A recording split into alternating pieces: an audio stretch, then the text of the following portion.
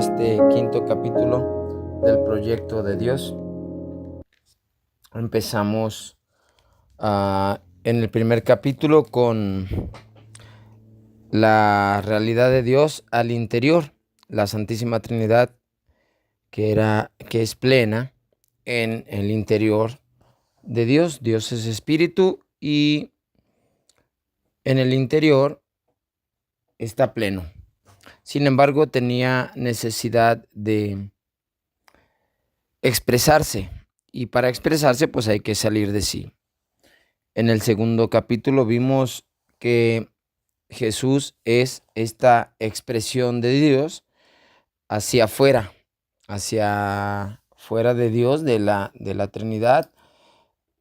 El Verbo se encarna y Jesús es quien hace posible que el proyecto de Dios salga hacia el exterior.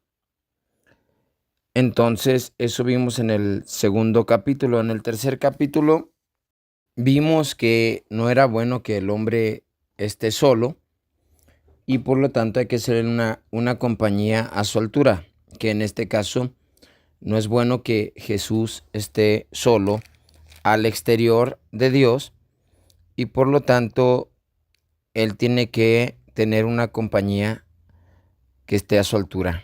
Y para eso hace a la criatura, el ser humano, que es representado en Eva, y Jesús representado en Adán, del cual saca una compañera a su nivel, con su mismo salida de su mismo corazón, de su misma carne, de sus mismos huesos, y por fin que tiene una criatura a su altura, ya que vimos que ninguno de los animales le llegaba, pues tenía que realizar una criatura semejante a él.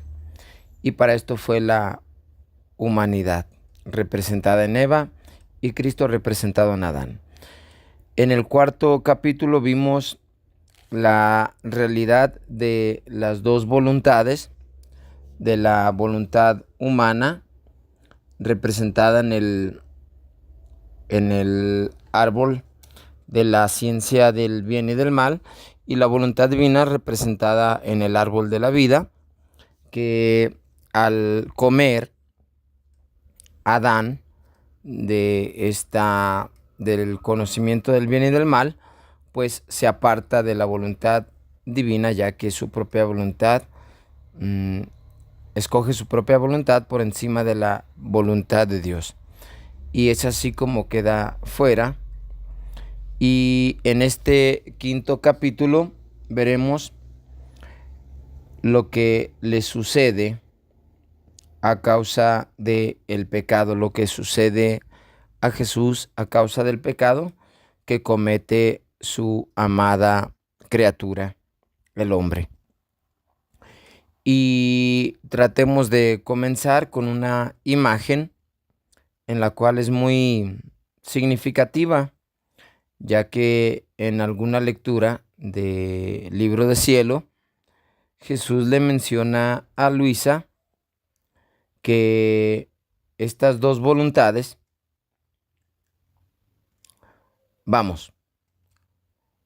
tratemos de detallarlo porque es importante. Empecemos donde nos quedamos, el capítulo anterior.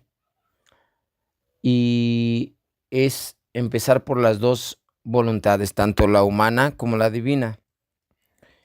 Y Jesús le dice a Luisa que el árbol de la cruz está formado por diferentes, ¿cómo decirlo? Está formado por dos leños de diferente árbol, por así decir. Ah, caray. ¿Y qué son estos dos leños de diferente árbol? Pues dice que las dos voluntades, tanto la divina como la humana, se cruzan entre sí. ¿Qué es esto? Que la divina es la que está como se dice, la divina es la vertical, la que está de abajo hacia arriba. Y la voluntad humana es representada por el leño que está horizontal de lado a lado, la de los brazos. Ok, entonces, ¿pero qué? ¿Esto qué? Pues formada de dos leños de diferente árbol, podríamos decir claramente que en el Génesis había dos árboles, uno del conocimiento del bien y del mal que decíamos en el capítulo anterior, que es la voluntad humana, es decir, la decisión por sí mismo, la decisión de tomar la postura de decidir yo. Esa es mm, la voluntad humana y que es el leño que está de los brazos. Y el árbol de la vida o el otro leño, que es el de la voluntad divina, que representa el vertical, que es donde están los pies para hacia arriba. Y esto representa pues que es crucificado por estas dos voluntades. ¿Y qué podemos decir de esto? Por ahí, si no mal recuerdo, hay otra lectura donde en cierto sentido la voluntad de Dios, la voluntad de Dios es crucifica, crucifica la voluntad humana, dándole vida plena, vida en abundancia. ¿Y esto qué quiere decir? Que pues hace un bien a la voluntad humana.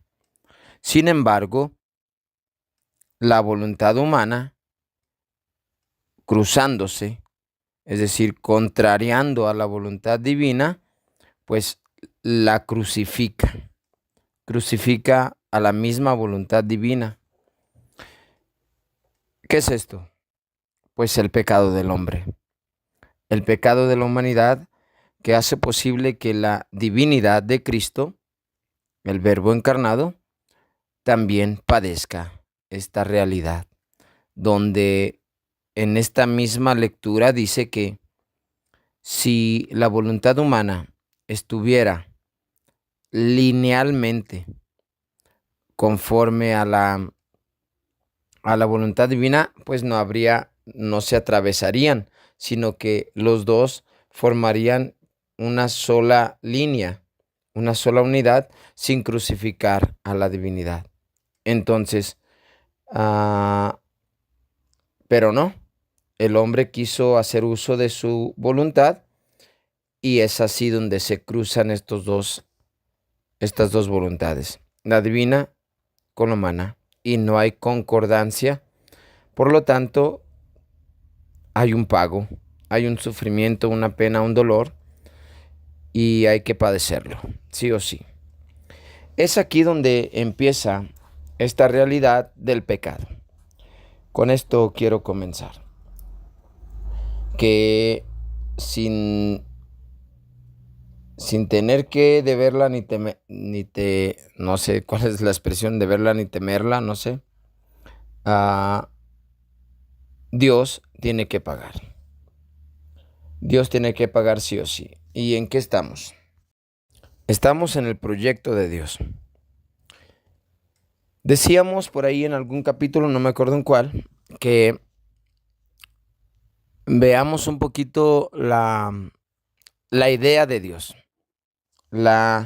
Metámonos un poquito en el entendimiento de Dios, sin querer alardear, sin querer tentar a Dios con esta realidad, sin querer sobrepasarnos. Profundicemos dentro de la mente de Dios, dentro de su infinito. Metámonos un poquito y veamos este proyecto divino en el cual nada se le escapa. Si fuera un juego de ajedrez que hay que jugarlo, un juego de ajedrez que hay que jugarlo. Entonces, supongamos que Dios ya ganó. Dios ya ganó y vamos a decir que pareciera hasta cierto punto trampa. Pareciera hasta cierto punto trampa porque qué chiste, ya sabe los movimientos que yo voy a realizar, por lo tanto él mueve de acuerdo a mis movimientos. No tiene sentido jugar con él. Pero da la casualidad que hay un libre albedrío, es decir, una decisión de mover yo la pieza, aunque él ya conozca el movimiento. ¿Y esto cómo lo podemos conjugar? Porque se vuelve complicado para nosotros, en el sentido de que no tiene sentido que yo mueva una pieza, si él ya va a mover una, porque él ya sabe cuál voy a mover. Entonces, no me va a dejar ganar de ninguna manera. Y esto está claro. No es que no me deje o no pueda ganar. Simple y sencillamente, él tiene que realizar los movimientos que le indiquen a él el ganar. No puede perderlo. No puede perder. No hay forma de que lo pierda. No puede haber forma que lo pierda. Pero, ¿y entonces dónde queda la libertad? ¿Dónde queda la libertad del hombre, la voluntad, la decisión de escoger yo? Si ya me va a ganar, cualquier movimiento que haga me va a ganar. El punto es que Dios no puede perder porque es su proyecto. No puede perder porque es su proyecto. Pero sin embargo, pueden realizarse movimientos dentro de este juego de ajedrez que van a tener que ser reconstituidos o reconstruidos a tal nivel que hay que pagar una consecuencia, una realidad. Y esto es el pecado. Dios, su proyecto lo va a realizar y tenía que realizarlo con el libre albedrío del hombre, porque ya quedamos por ahí también en algún capítulo a esta realidad. Dios quiere seres que estén al exterior de Él, que sean semejantes a Él, que Él les pueda participar, su propia naturaleza, que les pueda participar de su propio ser. Pero Él no va a poder participarles de su propio ser si no son libres. Yo no puedo participarle a un celular, mi vida. Puede tener mucho conocimiento de mí, puede tener mis fotos, puede tener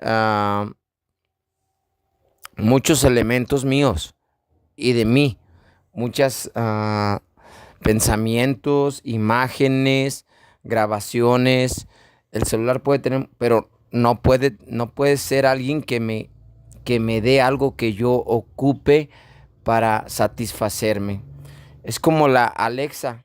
Alexa, le puedo decir, Alexa, ¿me quieres? ¿Me amas? Y Alexa, no sé qué responderá. Pero si respondiera, por ejemplo, sí, sí te quiero, sí te amo, o sea, solamente un tonto creería tal realidad. Esto no, tal cosa, no puede ser real. ¿Y por qué? Porque no tiene una voluntad, está programada, tiene una programación y por lo tanto yo puedo escuchar de su boca, puedo escuchar de su ser, si se le puede llamar así, que me quiere, pero solo un tonto creería esto. Entonces no puede suceder, definitivamente no puede suceder. ¿Y qué nos queda? Pues darle una voluntad, sí o sí,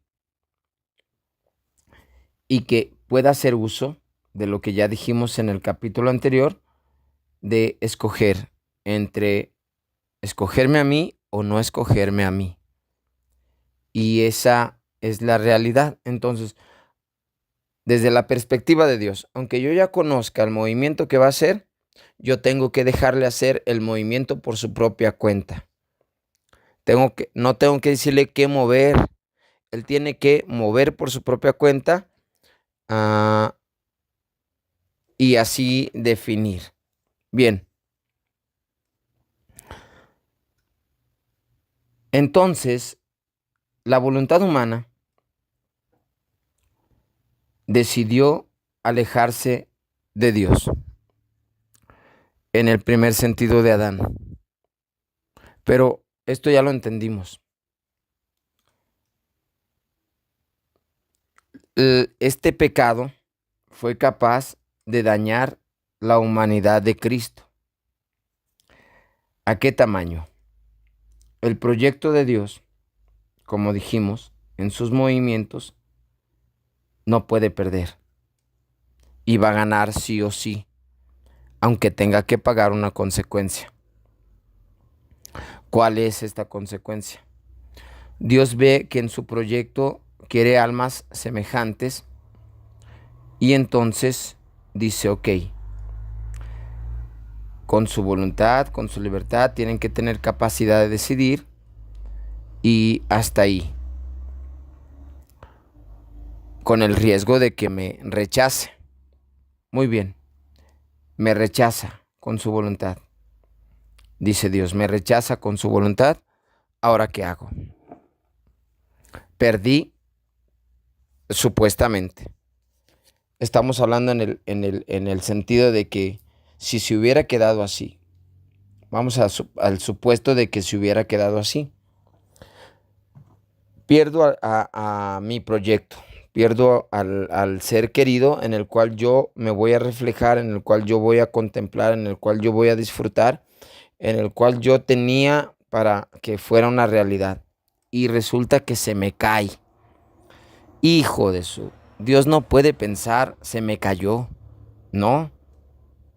Desde el primer momento que realizó el proyecto en la eternidad,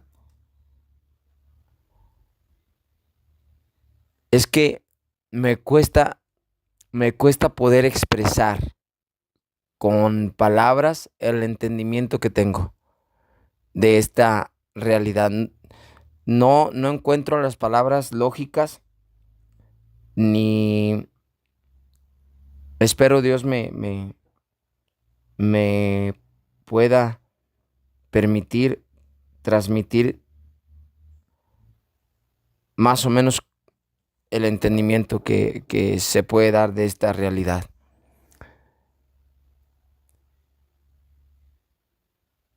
Veamos.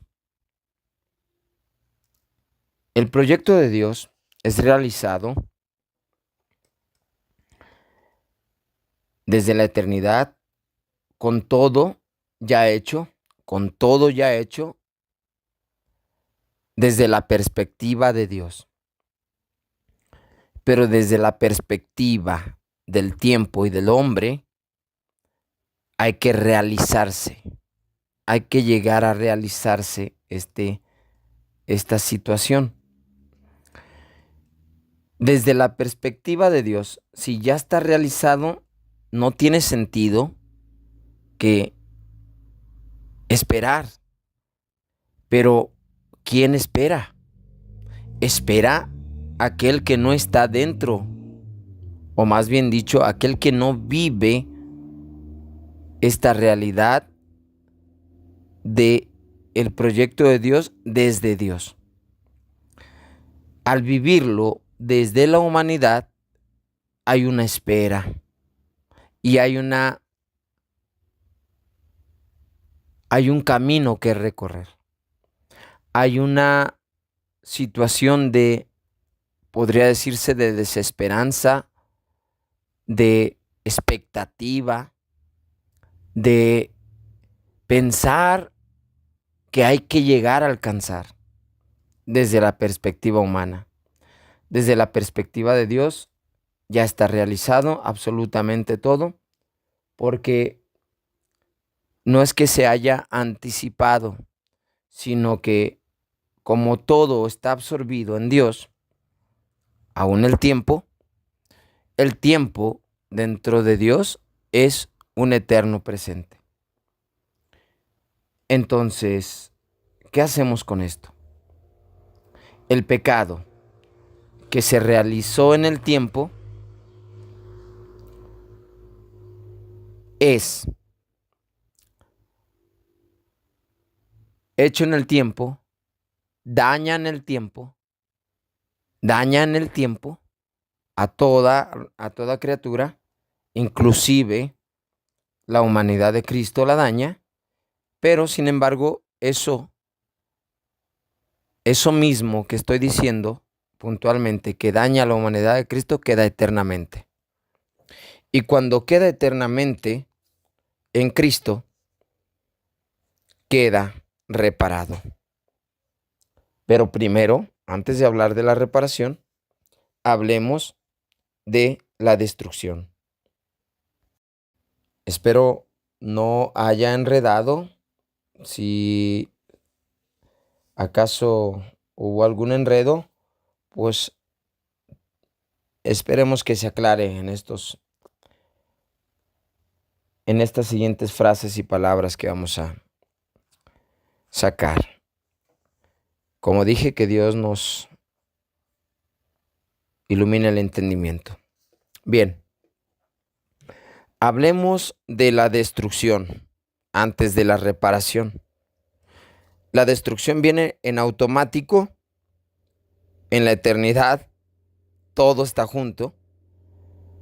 Y en la eternidad se podría decir que también hay una cierta destrucción. ¿Cuál? La destrucción de Cristo. La destrucción de la humanidad de Cristo. ¿Destrucción en qué sentido? En el sentido de que asume la responsabilidad del pecado de los hombres, porque Él mismo lleva a la humanidad dentro de sí. Si la humanidad dentro de sí se quiere salir, pues tiene que destruir para salir. Tiene que, aquí se me viene la imagen donde flagelan a Jesús en el patíbulo, si no me equivoco se menciona así, donde está en la película de la Pasión de Cristo, lo amarran con las cadenas ante un murito o un pilarcito, y ahí le dan. Pero fijémonos que las púas, creo que se llama cola de escorpión, aguijón de escorpión, las púas con las que arrancaban la carne, digo, porque era desprendimiento. Es decir, el hombre, la humanidad, en esa imagen grita. El pecado grita por salirse, grita por zafarse de Cristo, grita por destruirse a sí mismo en Cristo. Porque el pecado tiene que pegarle a Cristo, porque en Él somos, nos movemos y existimos. Aunque somos pecadores, en Él somos, nos movemos y existimos. Esto ya lo hablamos.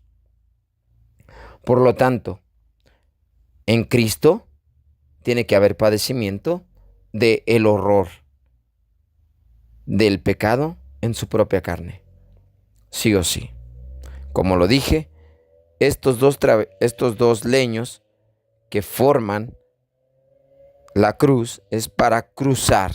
Es decir, es para cruzar mi voluntad con la voluntad divina y hacerlo sufrir y hacerlo padecer. Entonces, ¿qué pasa? Que la humanidad representada en Eva cae en la tentación, en su propio querer, en su propia voluntad. Y Cristo, que es figura de Adán, o Adán figura de Cristo, pues cae. No por, no por, no porque el demonio lo tiente y lo haga caer. Cae porque aquella carne de su carne, hueso de sus huesos, se le sale. Se le sale. Lo destruyó. Lo destruyó. ¿Qué va a hacer Adán solo? ¿Qué puede hacer Adán solo? Acaba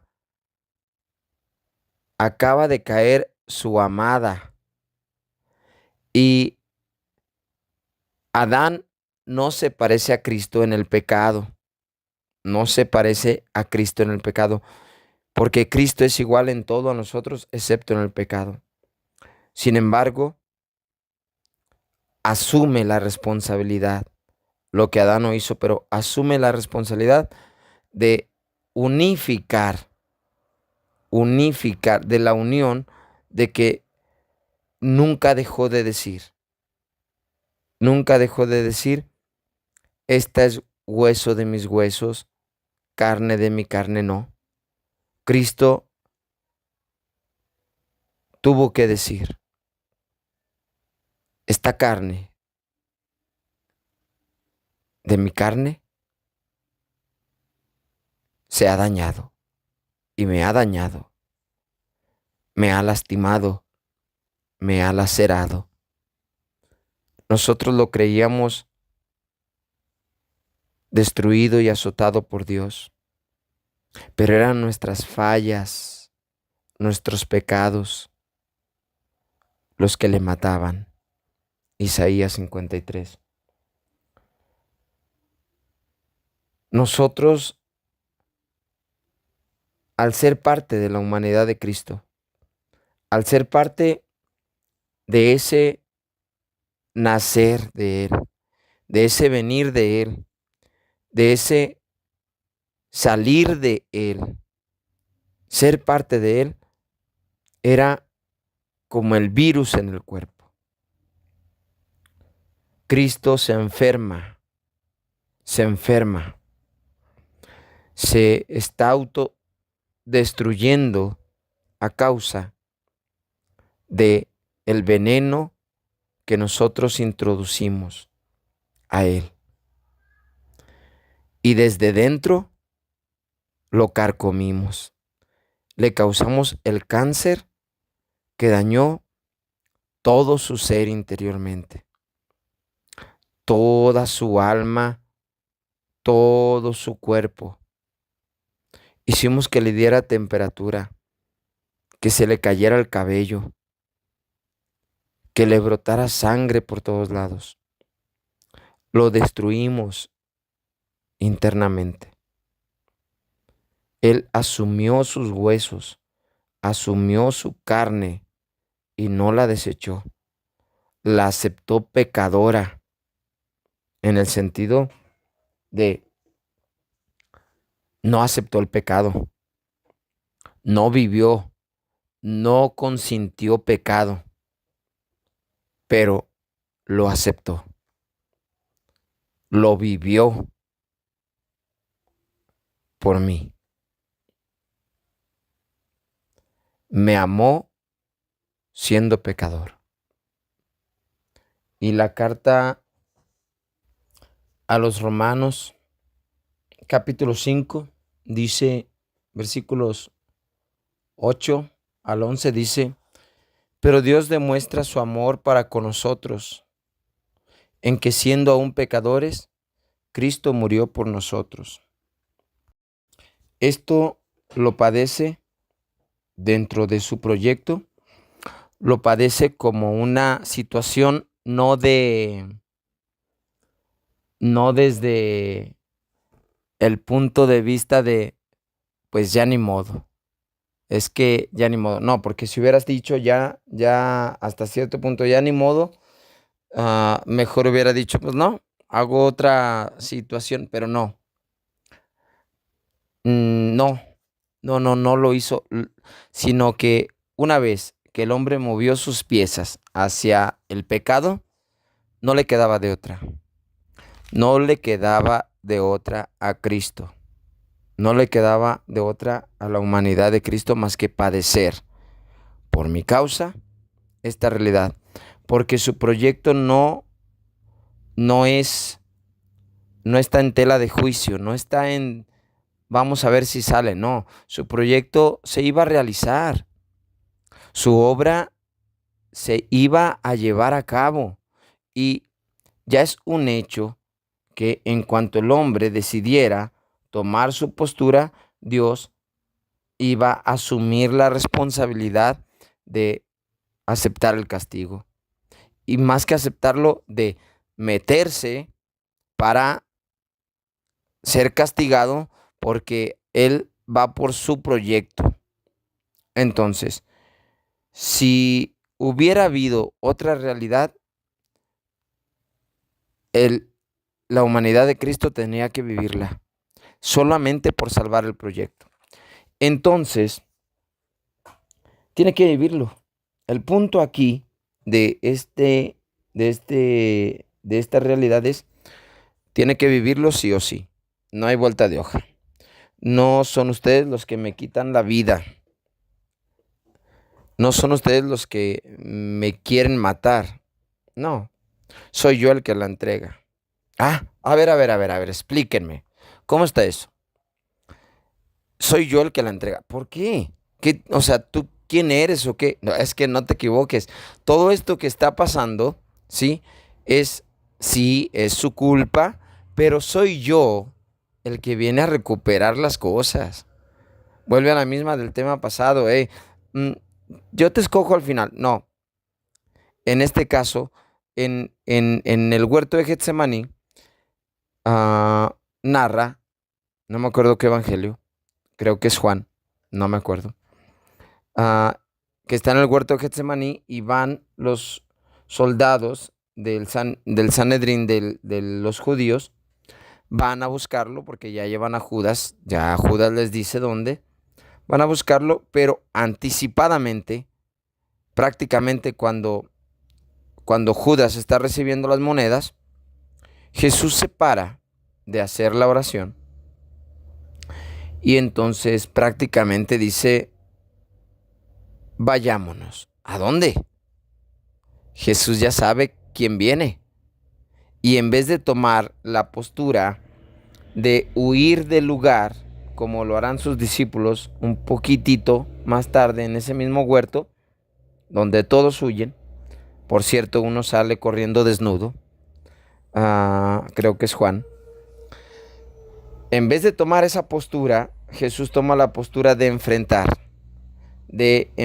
la muerte, y Él está guiando esta situación. La está guiando, no quiere decir que Él está, ¿cómo puedo decirlo? Que Él ha predispuesto todo. No. Él está entrando en el punto donde viene mi movimiento. Es decir, los hombres hacen su movimiento del juego de ajedrez y Jesús dice, yo hago mi movimiento. Si Jesús tomara el movimiento de retroceder del huerto de Getsemaní, de retroceder en vez de enfrentar, entonces no está asumiendo su responsabilidad del proyecto de Dios. ¿Cuál es el proyecto? Almas divinas, vidas divinas, a las cuales hay que enfocarse. Jesús no está viendo el momento, Jesús está viendo el enfoque de su proyecto. Por lo tanto, hay que enfrentar la situación de Él la quiere, a Él no le importa si la quiere o no la quiere. Él lo que le importa es que los hombres ya hicieron su movimiento, Él hace el suyo para volver a alcanzar el proyecto y no perderlo jamás. Él está en movimiento de no perder el proyecto. Los hombres mueven y Dios dice, yo muevo. Yo muevo a la derecha, yo muevo de esta manera para volver a retomar el camino. Y entonces ahí entra el punto donde no son ustedes los que me matan. Soy yo el que da la vida. ¿Por qué? Por el proyecto. Entonces, hagan el movimiento que quieran. Traten de triturarme las veces que quieran. Yo de igual manera voy a enfrentarlo. ¿Por qué? Porque mi proyecto es más valioso que su propia definición de voluntad. Entonces, mi voluntad supera todas las cosas, aún su voluntad contraria a la mía. Ustedes quisieron cruzar, ustedes quisieron cruzar su voluntad y ponerme un leño atravesado, pues yo les digo, yo los junto y ahora me toca padecer. No se van, los junto mi voluntad, mi leño vertical con su leño horizontal y vamos a ser unidos, les guste o no les guste, ¿sí? Entonces, ahora que me toca juntar los leños. Ustedes quieren zafarlo, yo les digo, yo lo junto. ¿Y cómo? Del modo que yo decido. Llegan los hombres, los soldados del Sanedrín, y Jesús dice, ¿a quién buscan? A Jesús de Nazaret. Y él dice, yo soy. Y todos se postran. Es decir, jaque. Tal vez no es mate, pero es jaque. Es decir, les acabo de dar un zarpazo y no se dieron cuenta. Soy yo quien rige y dirige, no ustedes. Soy yo quien entrega la vida, no que ustedes me la quiten. No tienen poder. Le dice a Pilato, tú no tienes más poder más que el que te fue concedido. Es decir, escoge lo que tú quieras. Yo siempre voy a escoger mi proyecto. Y mi proyecto, hagan el movimiento que ustedes quieran, a la derecha o a la izquierda, mi proyecto se va a realizar.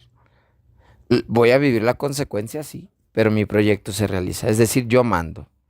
Yo mando, yo rijo, yo soy el rey. Me tienen que coronar de espinas, porque no hay de otra. Me tienen que coronar de espinas, pero me van a coronar. No quisieron coronarme con oro, con piedras finas. Corónenme con espinas, pero corónenme. Así quieren coronarme, corónenme, pero me van a coronar. Denme un trono.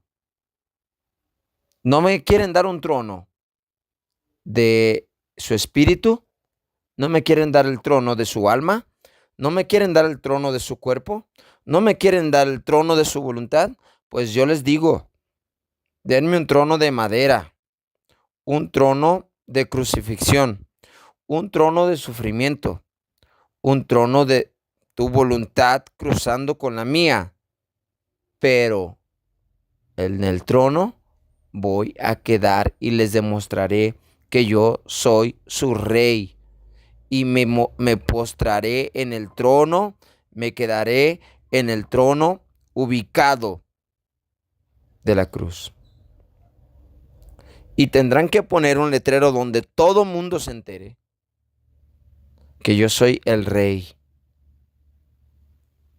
de todo, de los judíos, especialmente porque no quieren entender. Bien, ¿qué hacemos con esto? Crucifícalo, sí, crucifícalo. Hay una lectura espantosa, por así decir, si la queremos ver, una lectura de Luisa, espantosa si se quiere ver así, espantosa a la mirada humana, donde se dice, no recuerdo bien las palabras, pero el caso es que Jesús viene y le dicen la humanidad, los judíos, crucifícalo. Y se oye un grito espantoso de todo el mundo, crucifícalo. Ay, nosotros vamos a decir, no, no manches, ¿quién va a decir eso? No, yo no, qué gacho. Por ahí hay una canción de Jesús Adrián Romero, dice, si hubiera estado ahí, ¿qué? Yo también hubiera gritado, crucifícalo. Es verdad, yo hubiera dicho, fue por Fui yo quien te crucificó. Fui yo quien te laceró. Fui yo, sí, sí, sí, sí. Y ahí va, con el alma destrozada,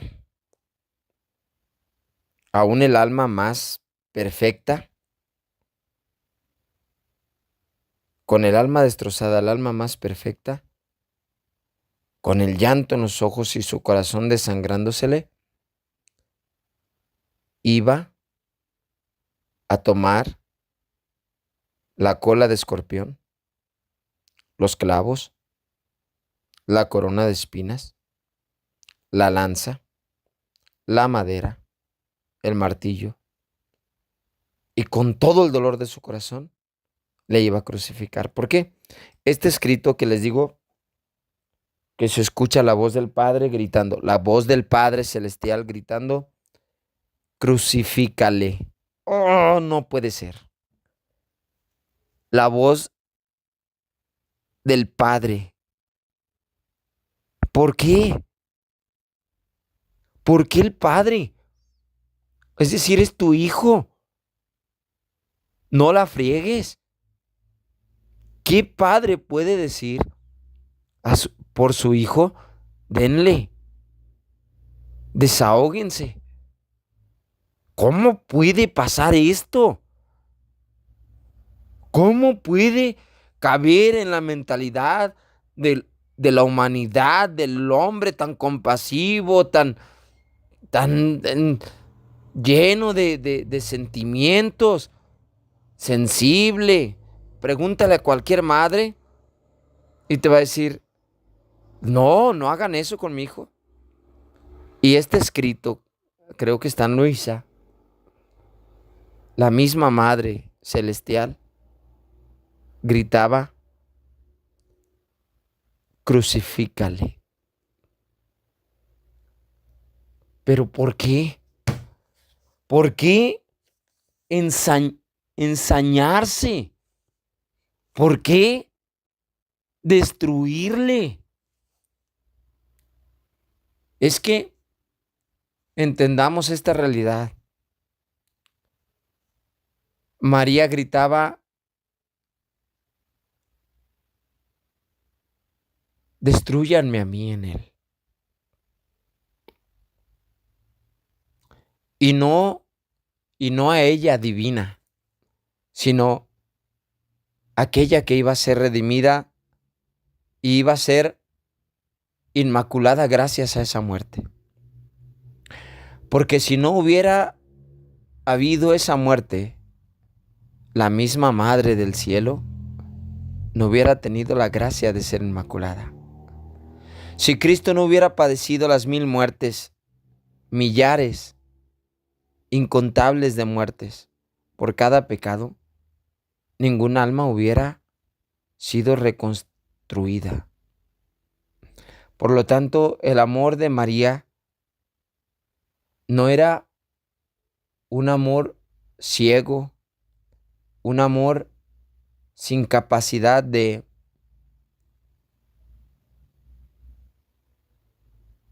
entender esta realidad. María sabía su misión. A ti una espada te atravesará el corazón.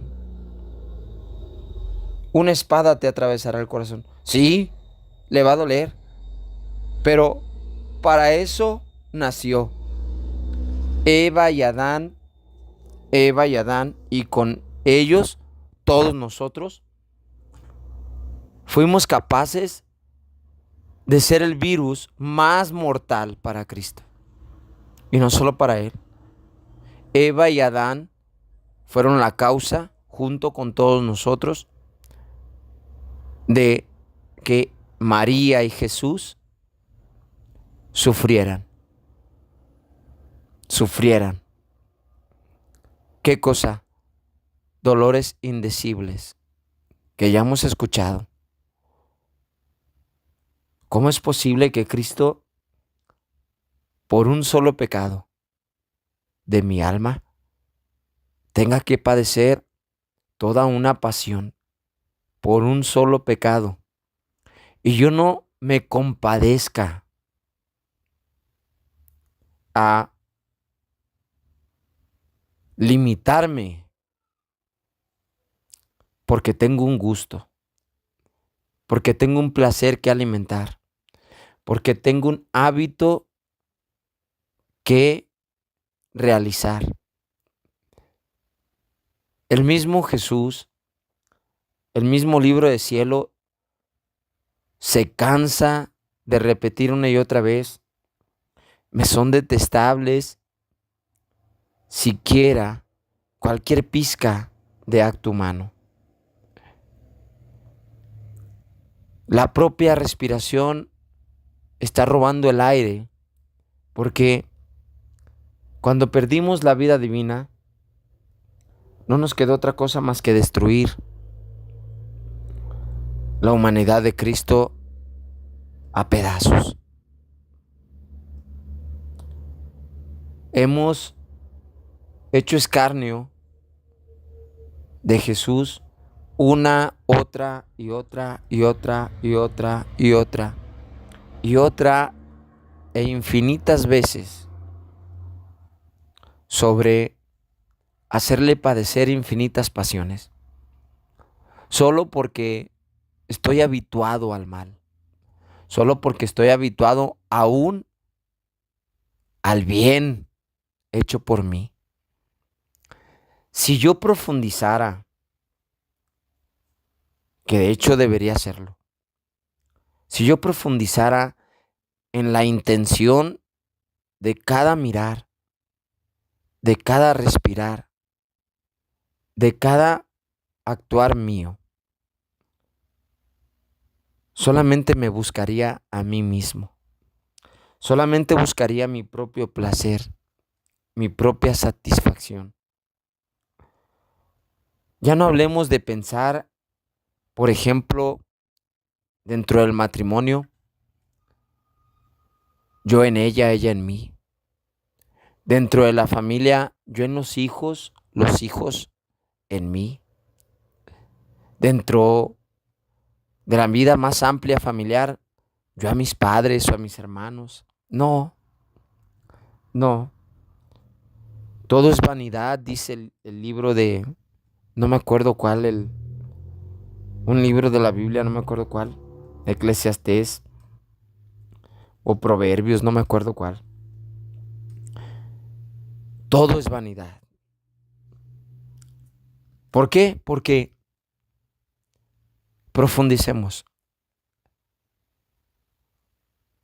Profundicemos en la intención de cada pensar, de cada hablar, de cada escuchar, de cada actuar.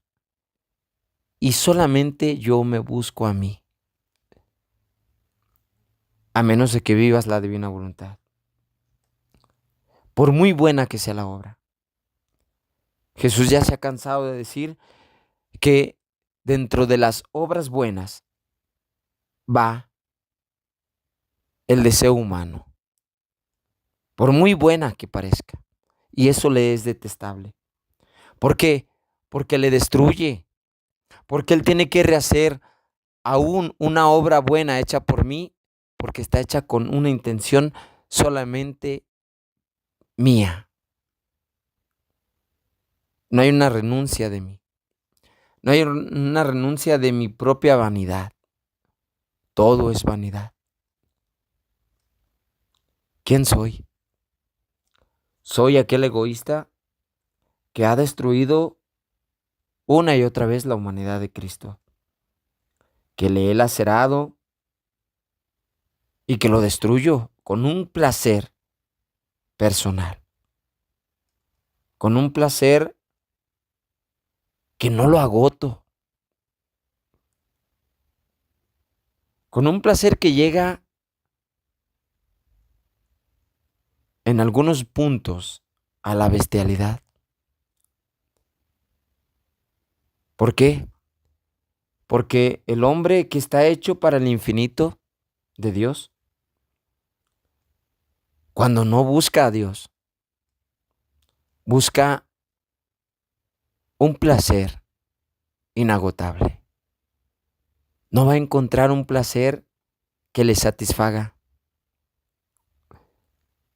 y buscará y buscará dentro de su propia vanidad, y no encontrará la saciedad de su gusto.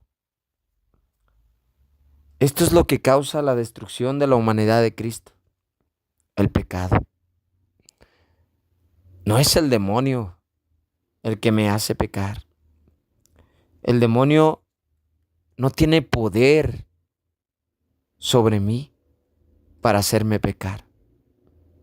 Es mi voluntad la que atraviesa la voluntad divina de Jesús. El demonio está a los pies de la cruz, aplastado. El demonio está destruido como vil criatura. Él me puede hacer pss, pss, y llamarme con ojos pispiretos, pero no tiene ningún poder sobre mi voluntad. Él no puede penetrar en mi voluntad ni en mi inteligencia. Es mi inteligencia y mi propio yo el que busca la seducción del mal. El apetito es mío. Y eso es capaz de destruir la humanidad de alguien que ama, de verdad. Es la destrucción del cuerpo de Cristo, porque yo estoy dentro del cuerpo de Cristo. En Él somos, nos movemos y existimos. Fuimos hechos por Él, en Él y para Él. Y Él tiene que entrarle. No es que le gusta ya, pero no le gusta por el dolor. Tiene que entrarle porque es su proyecto. No hablemos de gusto, es de responsabilidad. Y Él no va a perder por ningún motivo lo que es de Él. No he perdido nada, Padre, de lo que tú me has dado, excepto aquel que se quiere perder. Y esto en otro sentido, donde veremos más adelante. Cristo hace todo lo que le toca hacer, inclusive padecer. Y esto es que es el eterno inmolado. Él llevará eternamente el dolor del pecado que le hemos causado.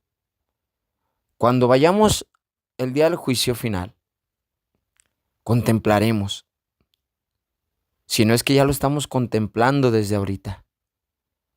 El día del juicio final solamente tendremos la realidad de lo que hoy estamos escuchando a través de estos escritos, que todavía nos falta profundizar mucho más y rumiar mucho más, en lo cual iremos poco a poco alimentándonos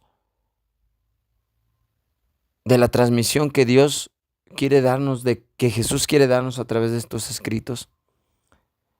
Pero este libro de Isaías, donde no tenía figura ni belleza para que nos fijáramos en él, no lo hemos hecho. Nunca nos hemos fijado en él, lo detestamos y aún así lo seguimos destruyendo. No paramos. Si los judíos gritaban crucifícale, y el Padre grita crucifícale, es por eso. Porque Él tiene que cumplir su responsabilidad de no perder a nadie. Así se ha destruido Él. Será destruido, aplastado, sobajado. Quiero leer esta cita de Isaías y con ella concluir. Dice: Isaías 53 del 1 al 5. ¿Quién podrá creer la noticia que recibimos y la obra mayor de Yahvé?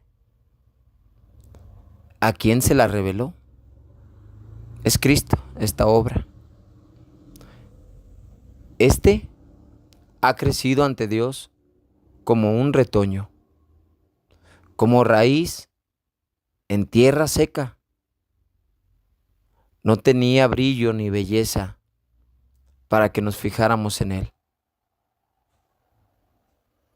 Y su apariencia no era como para cautivarnos. No, no porque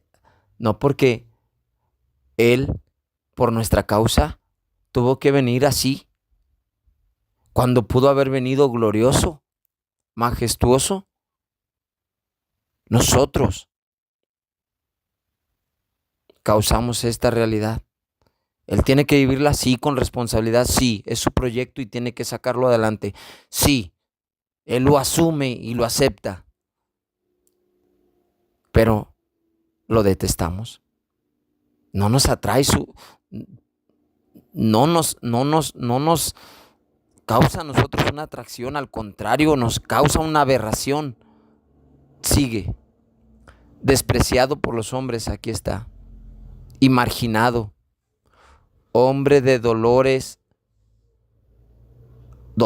eternos, dolores por cada uno de nosotros, dolores, una pasión, una muerte por cada pecado, y familiarizado con el sufrimiento, semejante a aquellos a los que se les vuelve la cara, es decir, tomemos otro rumbo porque hemos de encontrarnos con Él.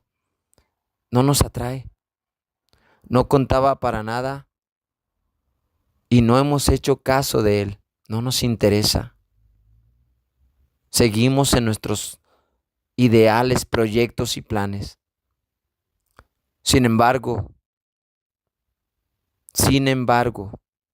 aunque nosotros no lo pelamos, lo despreciamos y todo lo que queramos, pecamos y lo destruimos constantemente, sin embargo, eran nuestras dolencias las que Él llevaba.